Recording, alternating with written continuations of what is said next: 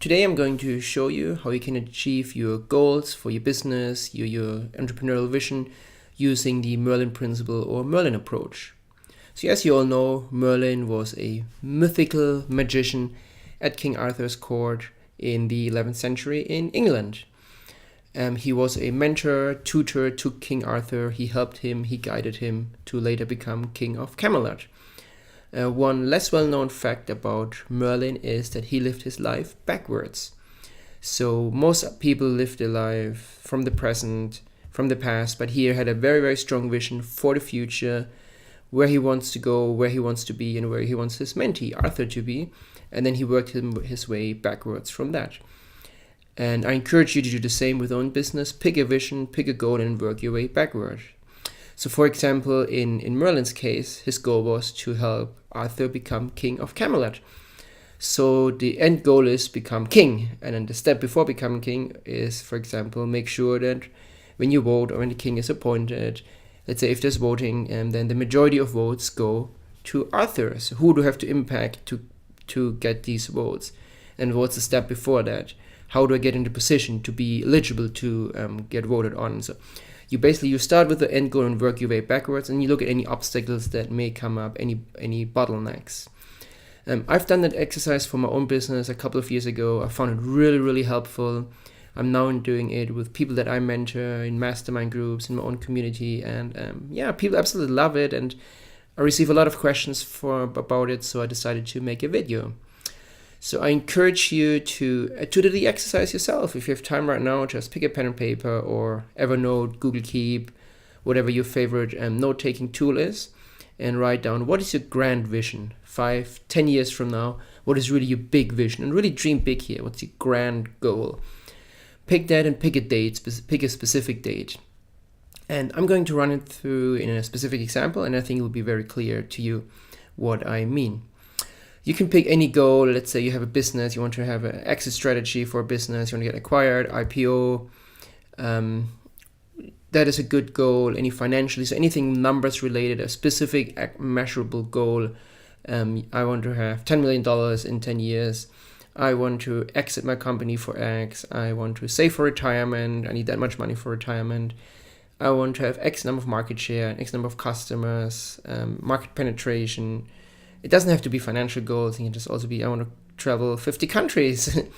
All right, so you have that goal, and then you work your way backwards. What's the step that you need to achieve? What's the step right before that you need to do? And then the step before, and then the step before. 9 years, 8 years. Okay, let's do a practical example. Let's say you want $10 million in your bank account 10 years from now. And you acquire that money by selling a company.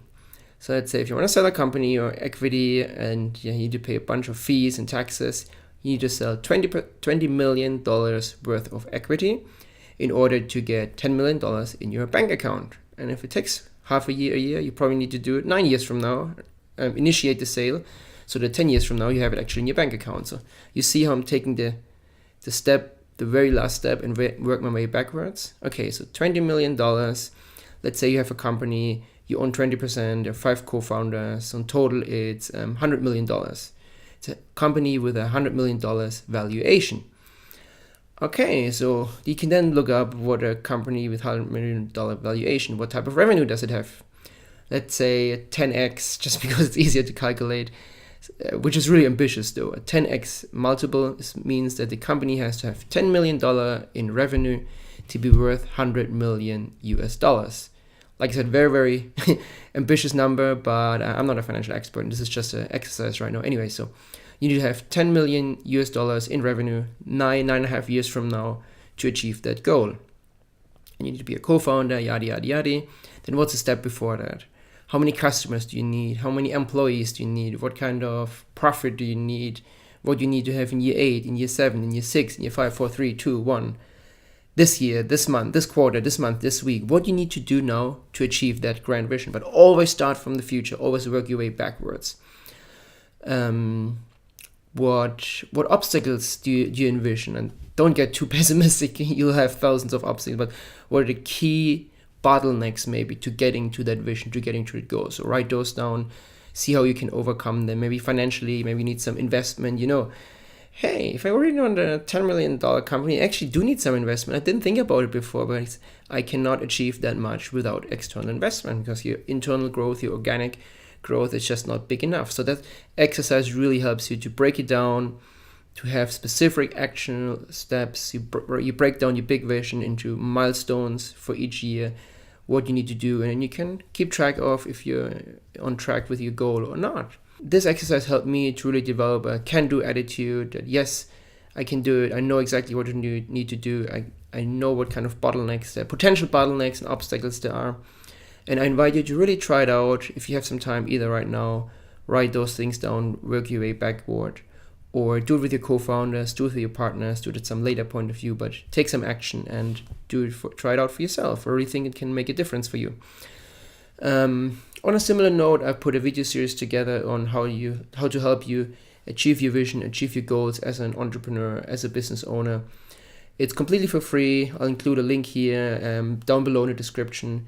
Check it out and learn a little bit more what I'm doing, the types of tips that I'm giving, and some things work for you and some things don't, but I just encourage you to check it out.